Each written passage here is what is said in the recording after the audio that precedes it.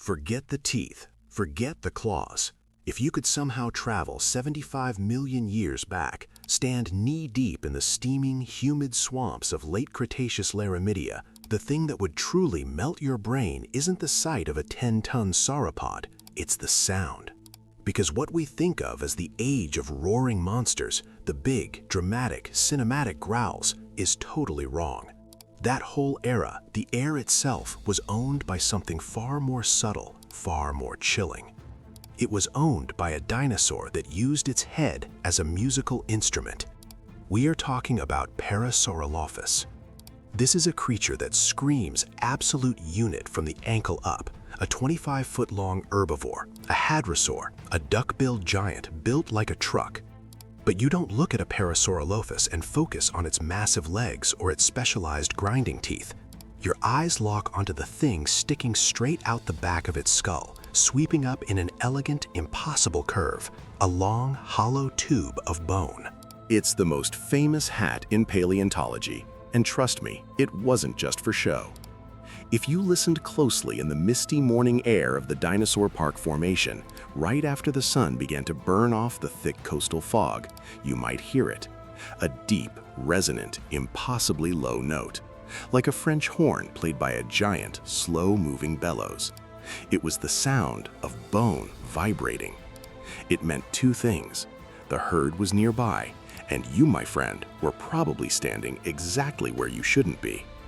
This is the deep dive into acoustic warfare, prehistoric style. This is how Parasaurolophus engineered one of the most sophisticated communication systems in the entire history of life on Earth. Let's start with the bone itself, because this is where the genius of evolution truly flexed. This crest, this majestic, sometimes 6-foot-long sweeping arc of skull, is not solid. If it were, it would just be heavy dead weight, a trophy for the short king Tyrannosaurus running around. No, the crest is entirely hollow. It's a specialized extension of the nasal passages.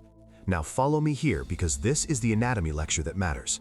When the Parasaurolophus breathed in, air rushed up the nostrils. Instead of just going straight into the lungs, the air was immediately diverted. There are two distinct air tubes inside that crest. Think of the structure less like a giant antenna and more like a bizarre curved pipe organ.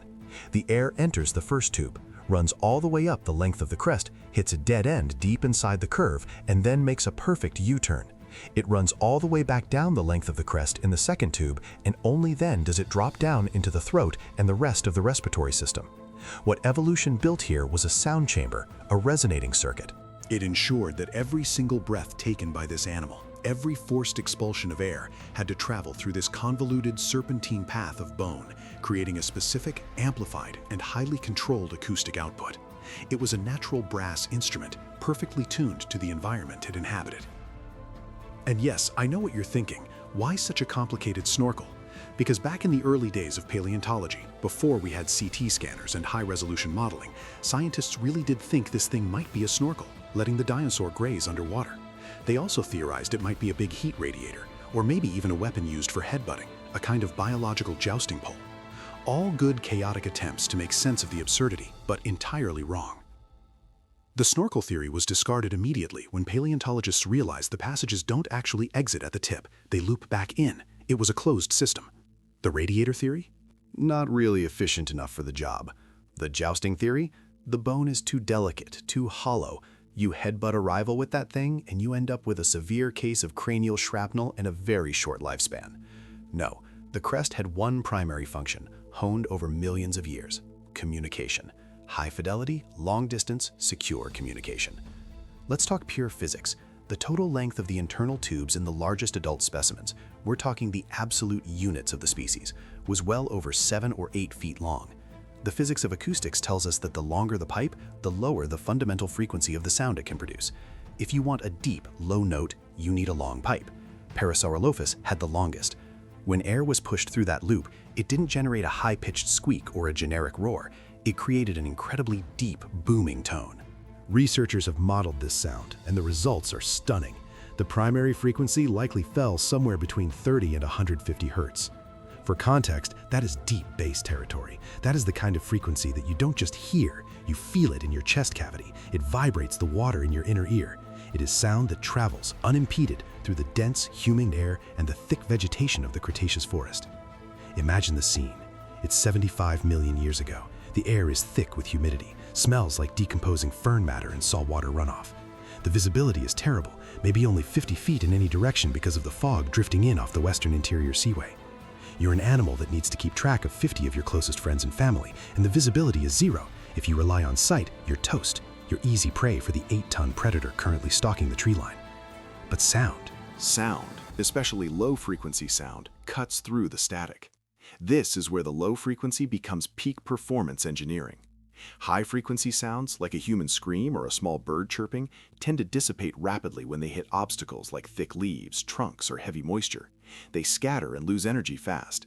Low-frequency sounds, however, have long wavelengths. They are fantastic at diffraction.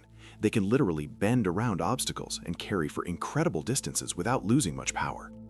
A call from a large bull Parasaurolophus, a deep, mournful honk, could travel perhaps miles through the swamp, warning the rest of the herd of danger long before that 8-ton predator ever caught sight of the group. It was the dinosaur version of a radio system, broadcasting crucial information across a vast, complex landscape. And the best part? It was probably mostly infrasound. Infrasound refers to frequencies below the threshold of human hearing, which is typically 20 Hz. Now, the main tone was audible, sure, but those heavy, booming secondary harmonics and subharmonics were likely deep into the infrasound range. Why is this important? Because infrasound isn't just a broadcast, it's a physiological effect. Think about standing too close to a massive subwoofer at a concert. You feel the bass rattling your teeth. That is how these dinosaurs communicated over extremely long distances. They didn't just hear the call, their entire bodies resonated with the warning. If you're a kilometer away, hidden by ferns, and a male Parasaurolophus blasts a warning, you don't hear a high-pitched shout. You feel a deep, throbbing pressure change in the air, a sign that something is moving. This leads us directly into the complexity of the hadrosaur society. These creatures were not lone wanderers. Fossil evidence, particularly the famous bone beds discovered in the American West and Canada, clearly shows they lived in massive, organized herds, sometimes numbering in the hundreds. Living in that kind of density requires highly disciplined social structure and communication protocols. You need a system that can transmit complex data, not just danger, but danger from the left, food source located, or time to migrate. This is where the variation in the crests becomes critical. Not all Parasaurolophus crests were created equal. The crest size and shape varied dramatically based on age and sex. Juveniles had smaller, stumpier crests that were still growing. They likely produced higher-pitched, less effective sounds. Females had shorter, straighter crests, capable of a specific range of calls. But the fully mature males, the big bulls, the patriarchs of the herd, had the longest, most dramatically curved crests. These were the walking bass cannons. This differentiation suggests that the sounds produced were key identifiers. Rule of 3 application. The calls served 3 major social functions. First, group cohesion and navigation. If you're migrating across Laramedia through varying terrain, keeping everyone on the same track is vital. The deep, continuous low note of a lead male served as a sonic beacon. It was a constant low-level hum that provided spatial awareness, like GPS, assuring every member that they were still aligned with the herd. It was less a single call and more a continuous rumbling presence in the acoustic background. Second, mating display and status. A longer crest means a longer sound tube, which equals a lower, more powerful fundamental frequency. The deepest sound signaled the biggest, healthiest, most mature male. Females could assess the fitness and age of a potential mate purely by the pitch and power of his sonic output. A young, short-crested short king might try his best, but his slightly higher-pitched honk just wouldn't compete with the heavy, vibrating bass of the dominant bull. It's acoustic status signaling, an evolutionary flex that transcends mere visual display. Third, and perhaps most dramatically, predator warning. When a Gorgosaurus or a Daspletosaurus was on the hunt, silence was the first weapon. But if a scout spotted the threat, that low, booming horn note wasn't just a call, it was an alarm. The sudden shift in frequency, the blast of sound, would instantly put the entire herd on high alert. Crucially, because the sound was so low, it carried further than the footsteps or the growls of the approaching predator. Think about the sheer cognitive ability required for this. This isn't just a mindless bellow. This is complex communication. Scientists have modeled the anatomy and concluded that Parasaurolophus likely possessed the musculature and respiratory control to manipulate the airflow in sophisticated ways. They weren't just blowing air, they were controlling pitch, duration, and potentially even volume. They could modulate the sound. This means they likely had a vocabulary, not words, obviously, but a library of distinct calls, each associated with a specific behavioral context. A short, sharp blast for sudden danger, a long, drawn-out groan during courtship, a rhythmic, consistent pattern for migratory movement. It totally flips the script on how we view dinosaurs. We see the bones and assume simple reptiles, but the evidence of this anatomical specialization points toward complex behavior, high intelligence, and rich social lives. They were communicating with the environment itself, using physics to their advantage. Now, let's talk about the competition in the auditory landscape. The late Cretaceous environment of Laramidia was intense. Parasaurolophus was far from the only sound maker. You had the smaller, crestless hadrosaurs like Edmontosaurus, the generic workhorse duckbill. They probably communicated through vocalizations in the traditional sense, maybe deep bellows or specialized honks, but they lacked the parabolic power of the crest. Then you had the smaller ornithopods, the birds, and the early mammals, all making their own unique set of chirps, rustles, and screams. It was a noisy jumble, but Parasaurolophus was playing in its own frequency band.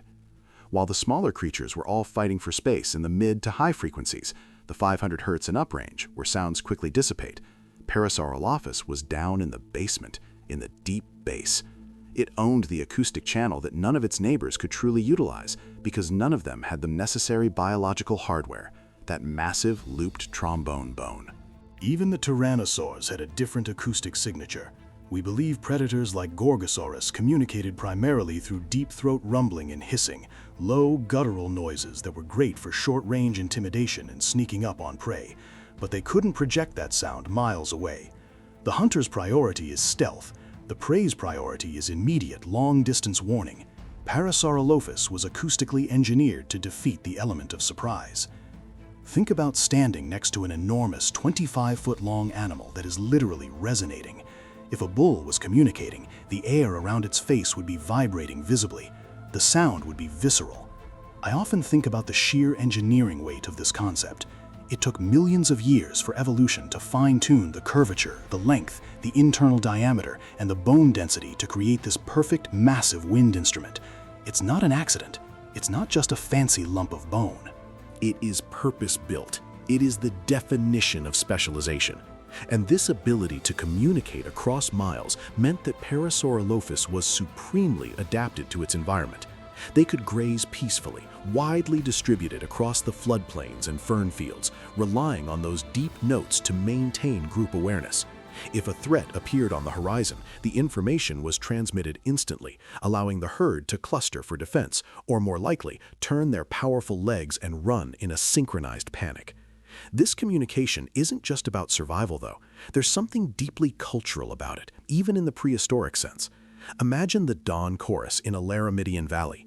Instead of high-pitched birdsong, you have this vast, low, continuous symphony of brass, every animal playing its own part in the acoustic environment. The older, deeper notes of the bulls providing the bass rhythm, the slightly higher calls of the younger individuals adding texture. It would be a profoundly strange, beautiful, and slightly terrifying soundscape.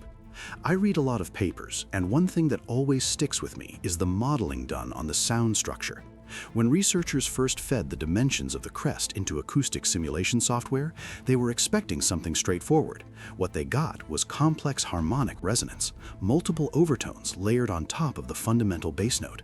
This suggests that even within that deep, booming tone, there was nuance. The same animal could likely produce several distinct, recognizable calls simply by changing the speed and pressure of the air it pushed through the tubes. It means the Parasaurolophus didn't just honk, it spoke in complex, layered tones. This is why when you look at a museum skeleton, you are only seeing half the story. You are seeing the silent shadow of the beast. The true, terrifying beauty of this animal was auditory. It was the sound it made. It forces us to redefine what we consider intelligent communication in the fossil record. We usually look for large brains, tool use, or complex shelters. But here we have an animal that solved the critical problem of long-distance communication in a visually difficult world using only its nasal passages and a whole lot of bone mass. That's true genius. That's evolutionary elegance. It's easy to focus on the sharp end of the prehistoric world, the teeth and the claws. But the complexity of life, the things that truly made the Cretaceous environment tick, were often soft and subtle, like a frequency vibrating too low for us to register. When I think about this dinosaur, I don't just see a giant duck-billed grazer munching on cycads. I see a walking symphony orchestra, a natural communicator, constantly broadcasting crucial data, weaving an invisible network of sound across the continental interior. So next time you see that classic image of the Parasaurolophus, the creature with the impossible horn, remember that what you were looking at is not just a head decoration. It's a 7-foot brass instrument, a biological megaphone, a long-wave radio transmitter built by nature itself. It was a 6-ton mountain, a nightmare of sharp claws used for tearing up ferns, and the undisputed heavyweight champion of Cretaceous acoustic engineering. And you know, if you like hearing about the absolute wildest, most improbable animals that ever existed, the ones that push the boundaries of physics and biology, you should absolutely hit that like button and subscribe to The Lost World. It truly helps the channel keep digging up these impossible histories. The final image, the one that seals the deal, is this. The sun sets over the humid floodplain. A light, cool rain begins to fall, generating a thick, ground-hugging mist that swirls around the ankle-high vegetation. The herd is settling in for the night. You can hear the dripping water, the rustle of small nocturnal creatures, a quiet hum of Cretaceous nightlife. Then, from the impenetrable gloom, a sound emerges. It's deep, steady, and vibrating. Boom. It's the constant, low-frequency presence of the herd, signaling that all is well, the perimeter is secure, and everyone is accounted for. Then another sound, slightly different in pitch, answers from a mile away. A duet of absolute bass notes echoing through the dense, wet air, guaranteeing survival until morning. The dinosaurs are communicating, and that sound, that impossibly deep, resonating horn call, is the true, lost voice of the Mesozoic. Thanks for watching, and until next time on The Lost World.